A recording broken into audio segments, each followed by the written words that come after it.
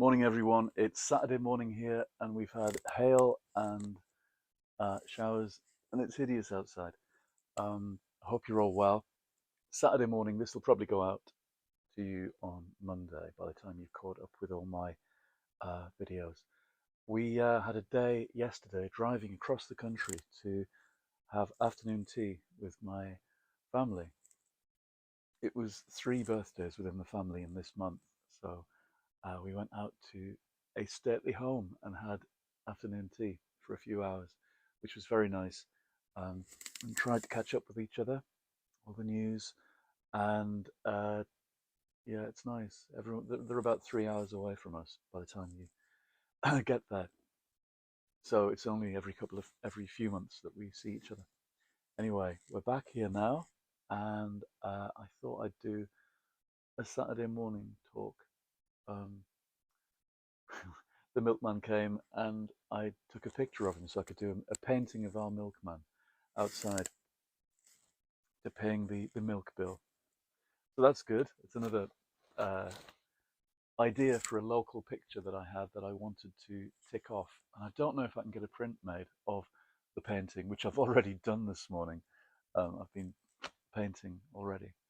And maybe not in time for my exhibition at Beer Cafe Bar next month.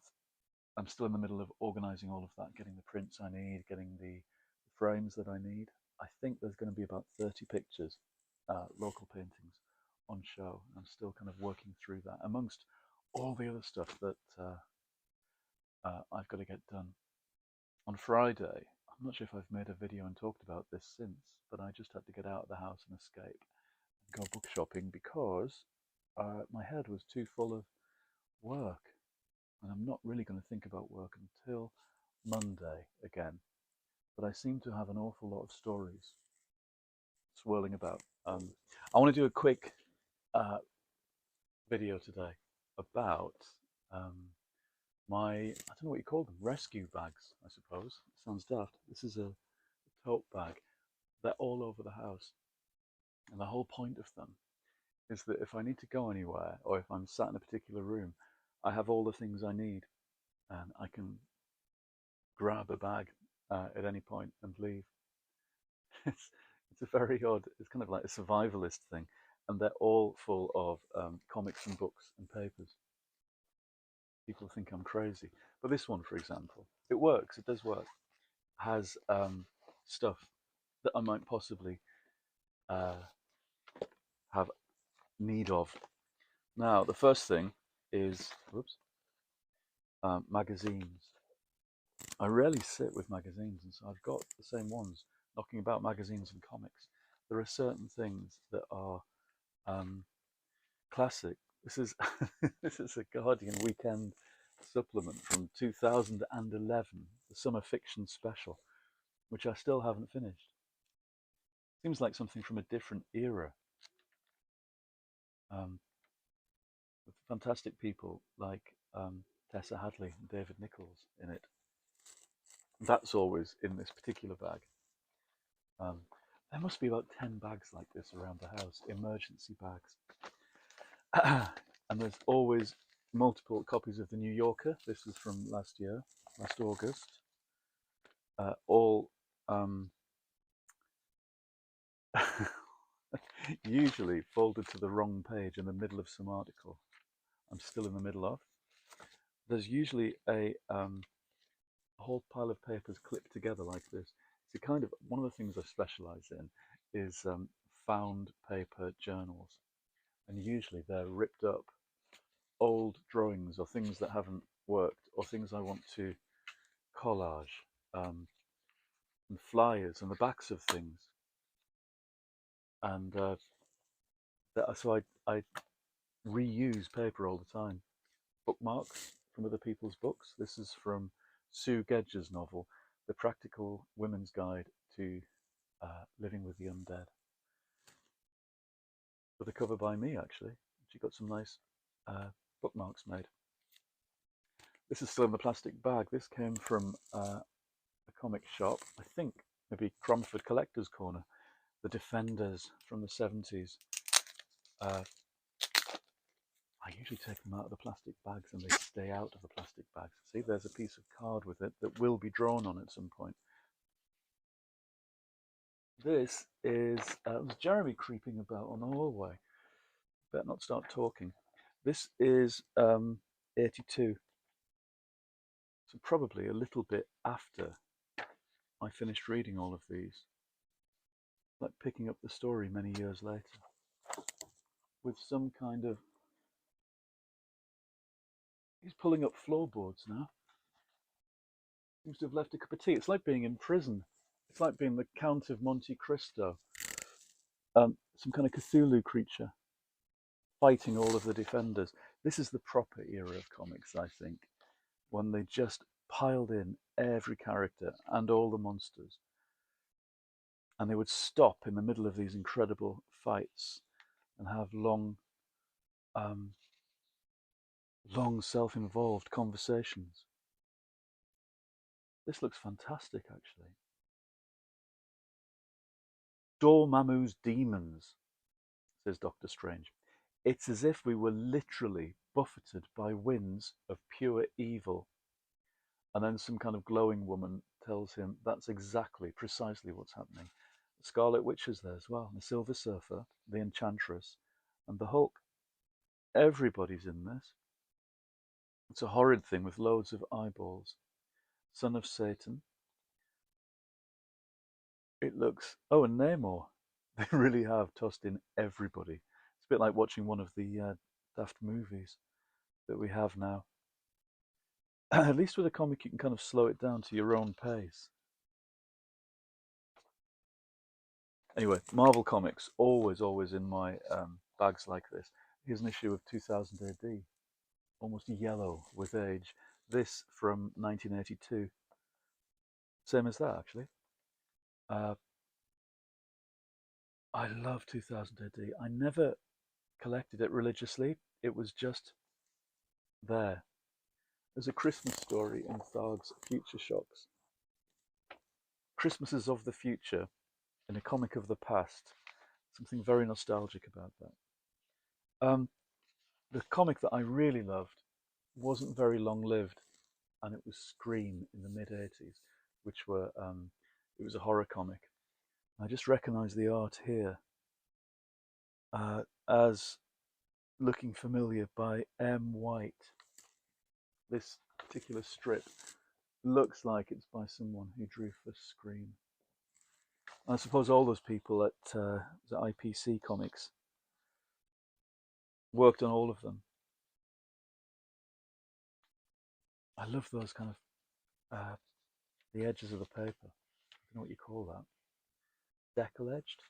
And a drawing book, of course. This is a completely fresh drawing book, completely empty, quite battered, but it's there ready to go when I need to go off and do whatever. Always have paper and pens with you, and coloured pencils. An emergency pack of coloured pencils, completely unopened and ready to go. That's unusual. All my coloured pencils are battered and broken with bits falling out. That's nice, having a fresh set there. That'll be a nice surprise. And this is something I've been looking for a long time. I thought I'd lost it. My paperback copy of The Black Hole by Alan Dean Foster from, again, the early 80s, 79. Something I periodically reread, and it reminds me, somebody reminded me recently that it's a Christmas story, and it begins with celebrating Christmas in space, as I remember. Alan Dean Foster is a great writer, and he made... I've heard somebody say the same about his novelization of Alien, but he did it, the same thing for Star Wars and Star Trek and his own series of books. He made those characters live in a way that the films also do, but he has his own kind of version of them. And his Star Trek logs, in which he novelizes the cartoon Star Trek, have to be read to be believed. Another little notebook. This is from, God, I began this in 2011. I think it was a present from George Mann. And begins with a picture of a turtle. And I'm I'm filling it very, very slowly, actually, by the looks of it, with drawings and pictures and cartoons and notes. It's one of those occasional books that only gets written in when I've got it to hand. There is a recipe for sponge pudding. I'd never be able to find that. I need to put my recipes together. You know, when you discover your way of doing things and then you write it down. Well, that's the sponge pudding one. You have to remember it's in here. Now, the last thing is this, which is a kind of notebook where all the pages are loose and empty. It's actually a Jane Austen hardback. All the pages fell out. It was one of these terrible books where the print was too small and it was the collected Jane Austen and it was unreadable. And I found it, I think it was in the cellar, and it had gone a bit damp. And so I pulled the cover off and graffitied it, and it became a kind of folder with bulldog clips and envelopes. And it gets carried around like this as a kind of bundle of papers. Most of it postcards and bits of pictures. It's the found notebook aesthetic again, with all these bits in. And often I put in letters from a long time ago, or cards, or bits of things that I might have forgotten about, clippings that I might want to read again. And then when I'm in a cafe or somewhere, away from everything else, I'll just find these all bits of kind of paper stuff, magic again. And it's really useful and nice and kind of memory provoking, which is what I need when I write stuff elsewhere. These are kind of memory prompts and writing triggers. Right, this, in the back of this envelope, there's back of this hardback, there's a cartoon of Jane Austen. Look, oh, can't see it because of the sun. There she is. I've got her saying something silly. Oh, it's about falling to pieces, how it happens to us all. And then there's this envelope, this emergency envelope, that I think has sealed itself again, completely covered in graffiti. Now, these are messages to myself, notes to myself. And these are all the kind of pep talk stuff.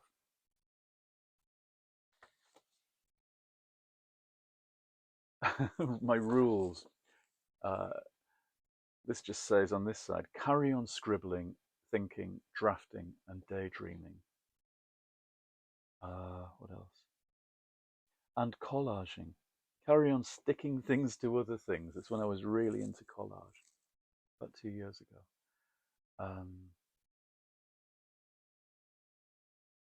Doing make and do, which is what we always used to call that at school when you made stuff with bits of paper. Some more rules. Smile and let everything go gliding by. It's about not having any difficult situations with friends or falling out with people. Remember Glad, my big nana, on holiday, and a postcard she sent me once saying, I am enjoying everything. It was the last holiday she was on in Normandy in the year 2000, and I got this postcard in Norwich, and that was part of the postcard. She said in the middle of it, the sun was shining and it was busy everywhere, but I am enjoying everything. And actually, she used to moan quite a lot about stuff, and you'd never think of her saying that. But on this occasion, she wrote this in a card, and I've kept it. And I remind myself of the importance of that. When you are beset by stuff going on and too much to do, that there are things en route that you must stop to really enjoy, and the things that you can pass over in your worry about what's next. Okay, daydreaming is not a luxury. Keep all the pages, everything you write on, it all comes in useful. You also end up with boxes and boxes of papers, but keep all the pages seemed important to me in June 2022. Oh, that's interesting. Know what knocks your confidence and what nourishes you. Confidence is really important to what I do. And when it goes, when it dwindles, it's hopeless. Uh, know the things that bring you back to yourself. These are all kind of self-explanatory, but and maybe obvious, but sometimes you just need to sit down with these bits of paper and remind yourself of what it is you think. Postcard of David Hockney. Uh, oh, it says on the back, beware of everything that gets hyped because there's always money that's behind it. Hype isn't about the thing itself, that it's making you want to take part in or read or go and see or whatever. Hype is always about money. Uh, People only like hyped things because they have no judgment of their own to rely on. It's quite harsh. But people are being relieved of having their own judgment and being told what's good or what's interesting or what's new. And they fall for that because the hype is very persuasive. And you've got to remember to rely on your own judgment. Now, this is another bit of collage. Uh, learning to relax and switch off for a while. I'd like a bookshop trip and a drive in the country, a walk in the woods, a sit on the beach, a stay with friends, watching an autumn movie, reading spooky old books, and drawing in public. I think this was during lockdown, perhaps. Yeah, more jazz, more piano, more crunchy leaves. Right, the 9 things. That's these.